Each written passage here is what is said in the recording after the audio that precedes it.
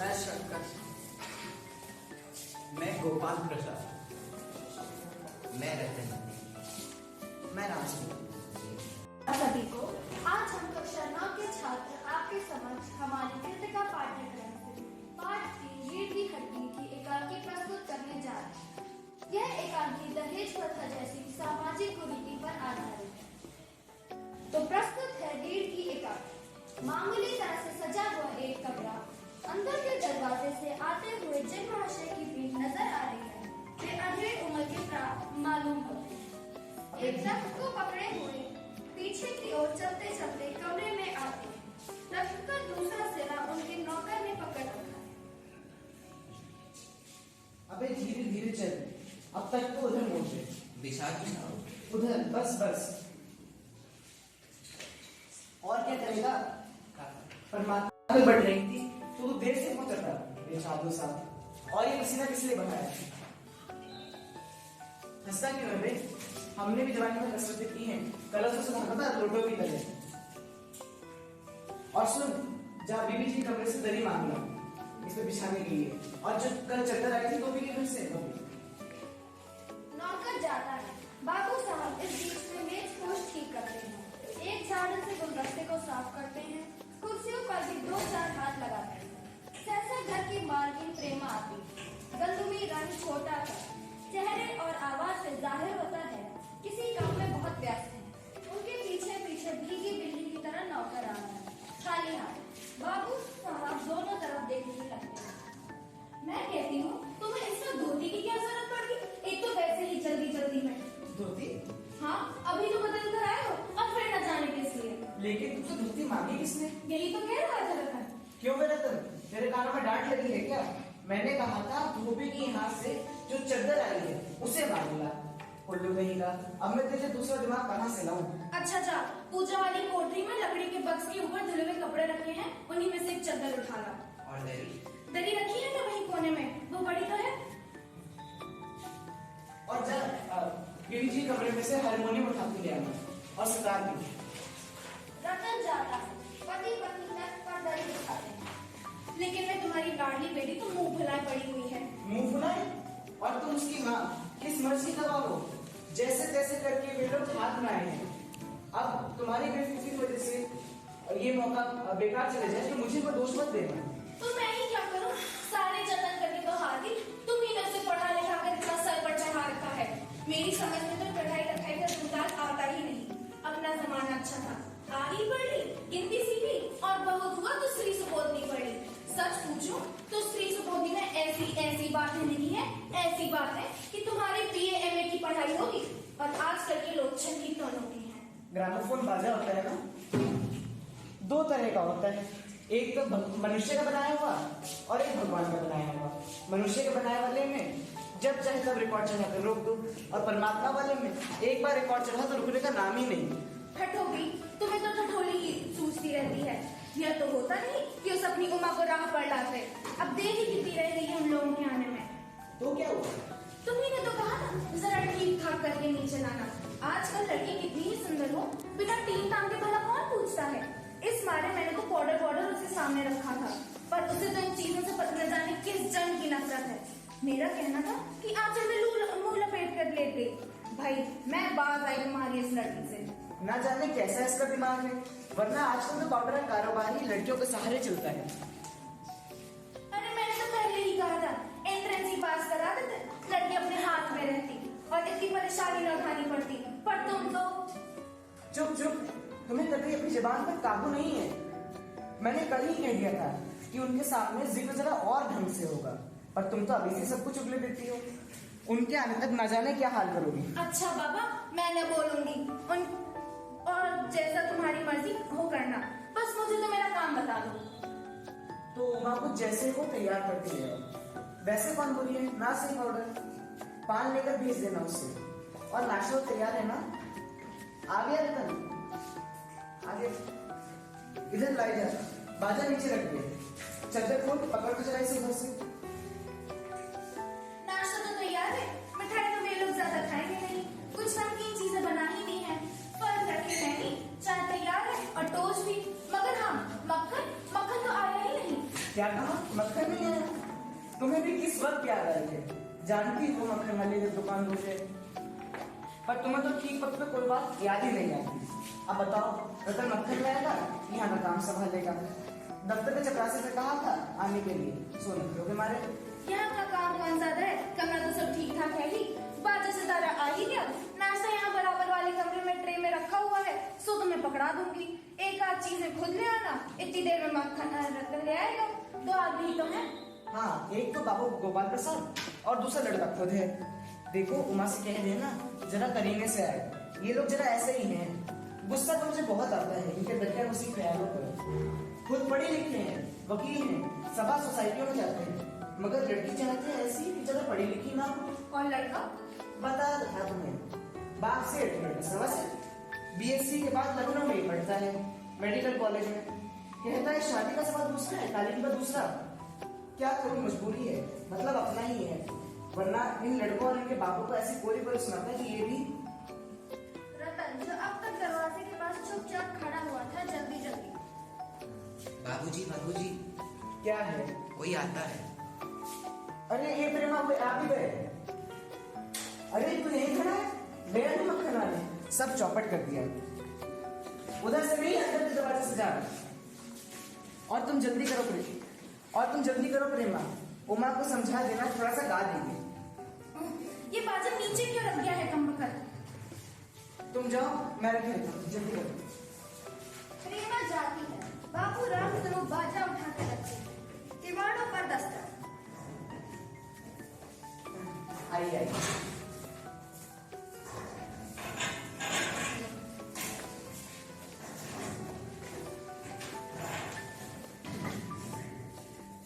बाबू गोपाल प्रसाद और उनके लड़के शंकर का आना। आंखों से लोग चतुराई टपकती है। आवाज से मालूम होता है कि काफी अनुभवी और फितरती भाषी है। उनका लड़का कुछ खीस निपोड़ने वालों नौजवानों में से है। आवाज पतली है और खिसियाहट भरी। झुकी कमर इनकी खासियत है। इधर तशरीफ लाइए।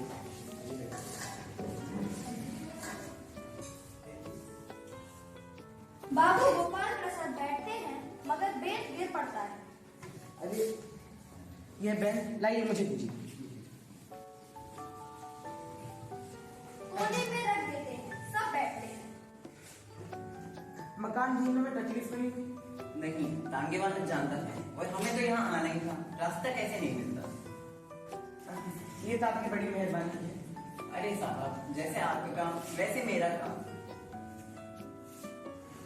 मैंने आपको खासी तकलीफ तो नहीं दी? नहीं, ये यूँ कहिए कि मैंने आपके लिए खासी तकलीफ कर दी। ये लीजिए, आप तो मुझे ही कांटों में घसीटने लगे। हम तो आपके सेवक ही हैं। थोड़ी देर बाद लड़के की ओर मुखातिब होकर, और बताइए शंकर बाबू, कितने दिनों की छुट्टियां हैं? छुट्टियां तो नहीं है, वीकेंड में चला आया था। आपके कोर्स खत्म होने में तो अभी तक साल भर रहा होगा। जी कोई साल 2 साल। साल 2 साल? जी 1 आध साल का मार्जिन रखता हूँ। बात ये है साहब कि ये पिछले साल बीमार हो गया। क्या बताएं, इन लोगों को इसी उम्र में सारी बीमारियां सताती हैं। एक हमारा जमाना था कि दर्जन भर कचौड़ियां खा जाते थे, पर जैसे ही खाना खाने बैठते तो वैसे की वैसी ही भूख। कचौड़ियां भी तो उस समय पैसे की 2 आती थी। जनाब, ये हाल था कि 2-4 पैसे में 1.5 सी बलाई आती थी और अकेले 2 आने की हजम करने की ताकत रखते थे। उस समय तो बहुतेरे खेल वगैरह भी नहीं हुआ करते थे। तब तो ना कोई वॉलीबॉल, ना टेनिस, ना बैडमिंटन जानता था। बस कभी क्रिकेट या हॉकी खेल लिया करते थे। मगर मजाले कोई कह दे कि ये लड़का कमजोर है। जी हाँ, उस जमाने की तो बात ही अलग थी। और पढ़ाई का तो ये हाल था कि एक बार बैठ गए तो 12 घंटे की सीटिंग हो गई। 12 घंटे। उस समय के एमए भी आज के ग्रेजुएट से फराटेदार इंग्लिश बोला करते थे। जी हाँ, ये तो है ही। माफ कीजिए बाबूराम स्वरूप, उस जमाने की जब याद आती है तो अपने आप को जब्त करना मुश्किल हो जाता है। जी वो तो था ही रंगीन जमाना था वो।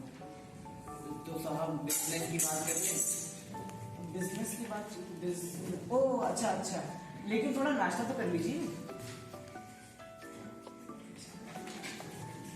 ये सब आप क्या तकलीफ करते हैं? तो कर लो किस बात का। ये तो मेरी बड़ी तकदीर है कि आप मेरे यहाँ तशरीफ लाए, वरना मैं किस काबिल हूँ। माफ कीजिएगा जरा, अभी आ जाओ। अंदर जाते हैं। थोड़ी देर बाद दबी आवाज। आदमी तो भला है, घर से हैसियत भी बुरी नहीं लगती। मालूम तो वो लड़की कैसी है। जी कुछ खंखार कर इधर उधर देखता है। क्यों, क्या हुआ? कुछ नहीं। झुककर क्यों बैठते हो? ब्याह तय करने आए हो, कमर सीधी करके बैठो। तुम्हारे दोस्त सही कहते हैं, शंकर की बैट फोन। इतने में बाबूराम स्वरूप आते हैं। अरे आप माने नहीं। आपको विलायती चाय पसंद है कि हिंदुस्तानी? नहीं साहब, मुझे आधा दूध और आधी चाय दीजिए, और चीनी जरा ज्यादा डालिएगा। मुझे तो ये नया फैशन पसंद ही नहीं। वैसे ही चाय में इतना पानी होता है, और ऊपर से चीनी भी नाम की डाली जाए तो जाएगा क्या रह जाएगा। कहते तो आप सही है। ताला पकड़ाते हैं। सुना है सरकार अब ज्यादा चीनी लेने वालों पर टैक्स लगाएगी। सरकार जो चाहे सो कर ले, पर अगर आमदनी करनी है तो सिर्फ एक चीज पर टैक्स लगाना चाहिए। वह क्या? तो प्याला पकड़ाते हैं। वह क्या? खूबसूरती पर टैक्स। राम स्वरूप और शंकर हंस पड़ते हैं। मजाक नहीं साहब, ये ऐसा टैक्स है कि देने वाला चू भी नहीं करेगा। बस शर्त ये है कि औरत पे छोड़ भी दिया जाना चाहिए कि वो अपनी खूबसूरती के अनुसार अपने ऊपर टैक्स तय कर दे। तब देखिए सरकार की कैसी आमदनी होती है। वाह वाह, बहुत सोचा आपने। वाकई आजकल ये खूबसूरती का सवाल तो बेढंग हो गया है। हमारे जमाने में ये तो कभी उठता भी नहीं था। कभी नहीं साहब, कभी नहीं। ये लीजिए।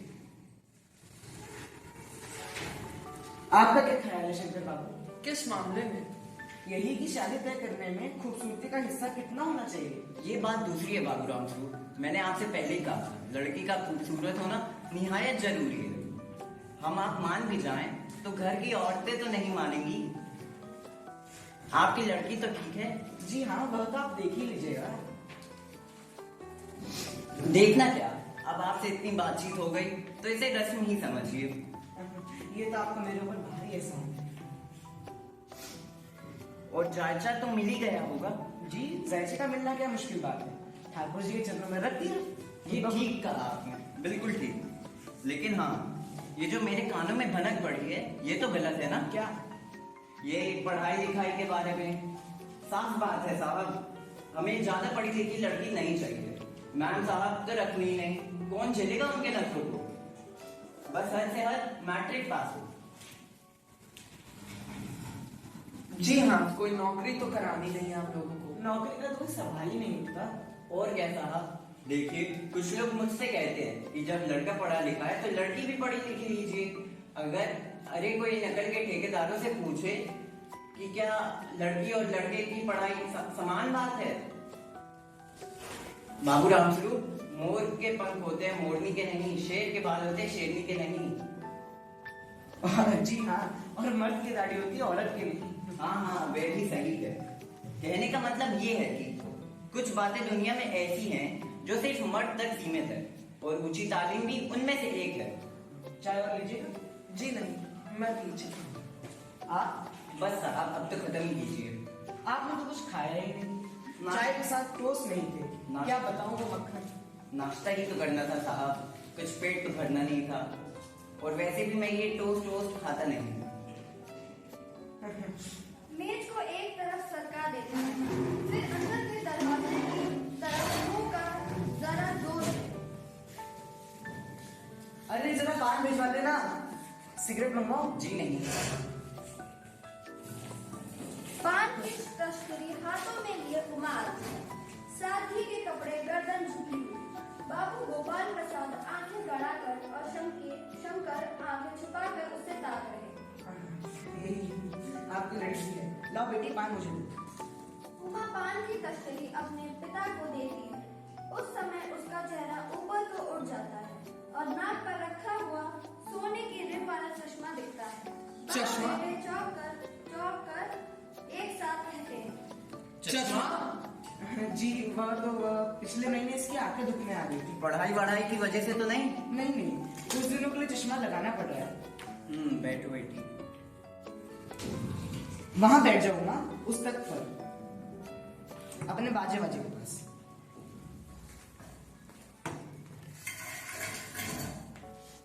चाल में तो कुछ खराबी है नहीं, चेहरे पर भी छवि है। कुछ गाना बजाना सीखा है बेटी? जी हाँ, सितार भी और बाजा भी। सुनाओ तो उमा एक आध गीत सितार। उमा सितार उठाती है।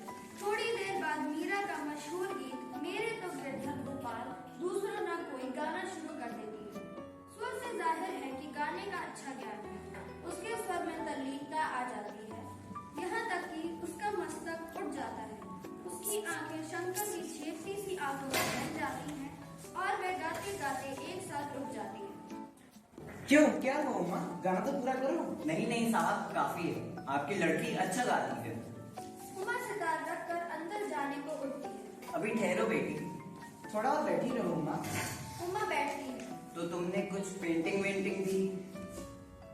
हाँ, वो तो मैं आपको बताना भूल ही गया। ये जो तस्वीर टंगी है कुत्ते वाली, ये इसी ने खींची है और वो उस दीवार पर भी। ये तो बहुत अच्छा है। और कुछ सिलाई वगैरह? सिलाई तो सारे घर की इसी की जिम्मे रहती है, यहाँ तक कि मेरी कमीजें भी।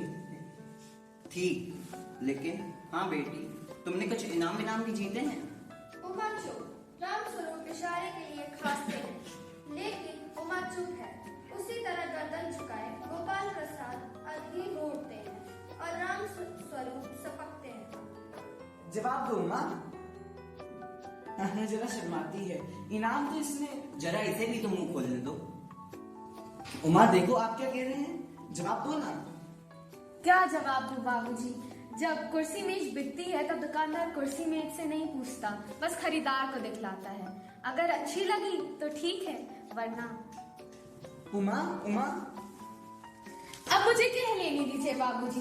ये जो महाशय मेरे खरीदार बनकर यहाँ पर आए हैं, जरा इनसे पूछिए, क्या लड़कियों के दिल नहीं होते? क्या उन्हें चोट नहीं लगती? क्या बेबस भेड़ बकरियां हैं जो कसाई अच्छी तरह से देखभाल कर? बाबू रामस्वरूप, आपने मेरी इज्जत उतारने के लिए मुझे यहाँ बुलाया था। जी हाँ, और हमारी बेइज्जती नहीं होती जो आप इतनी देर से नापतोल कर रहे हैं। और जरा एक साहबजादे से पूछिए कि अब ये पिछली फरवरी ये लड़कियों के हॉस्टल के इर्द गिर्द क्यों घूम रहे थे और वहाँ से कैसे भगाए गए थे? लड़कियों के हॉस्टल में? क्या तो आप कॉलेज में पढ़ी हो? चलिए। जी हाँ, कॉलेज में पढ़ी हूँ। मैंने बीए पास किया है। कोई पाप नहीं किया, कोई चोरी नहीं की और ना ही आपकी पुत्र की तरह ताक झांकी है। मुझे अपनी इज्जत, अपने मान का ख्याल है, लेकिन इनसे पूछिए कि ये किस तरह नौकरानी के पैर पकड़कर मुंह छिपाकर भागे थे। उमा उमा बस हो चुका बाबू रामस्वरूप, आपने मेरे साथ दगा किया। लड़की बीए पास है और आपने कहा था सिर्फ मैट्रिक तक पढ़ी है। लाइए मेरी छड़ी कहाँ है? मैं चलता हूँ। बीए पास। ओहो। जी हाँ, जाइए, जरूर चले जाइए, लेकिन घर जाकर जरा पता लगाइएगा कि आपके लाडले बेटे की रीढ़ की हड्डी है या नहीं। बैकबोन यानी बैकबोन। बाबू गोपाल प्रसाद के चेहरे पर बेबसी का गुस्सा है और उनके लड़के के खुलासापन। दोनों बाहर चलते जाते हैं। बाबू रामस्वरूप कुर्सी पर बैठ जाते हैं। उमा सहसा चुप हो जाती है। प्रेमा का घबराहट की हालत में आना। उमा रो रही है। यह सुनकर रामस्वरूप खड़े हो जाते हैं। रतन आता है। बाबूजी मक्खन। सब रतन की तरफ देखते हैं और पर्दा गिरता है। हमारा समाज इन मानसिकताओं का गुलाम बनकर बिना रीढ़ की हड्डी का होता जा रहा है। दूसरी तरफ जहाँ शंकर जैसे लड़कों का अपना कोई व्यक्तित्व नहीं होता और ना इनका कोई चरित्र होता है, ये सारी उम्र दूसरों के इशारों पर चलते हैं। इस प्रकार हमने देखा कि इन दहेज लोभी लोगों को उमा ने कैसे मुंह तोड़ जवाब दिया। धन्यवाद। महिलाएं हैं देश की तरक्की का आधार। उनके प्रति बदलो अपने विचार। पाप से करो परहेज, मत मांगो शादी में दहेज। दहेज का दर्द तो नहीं है। भेदभाव जुल्म मिटाएंगे, दुनिया नई बनाएंगे। नई है डगर, नया सफर, अब हम नारी शक्ति आगे बढ़ाएंगे।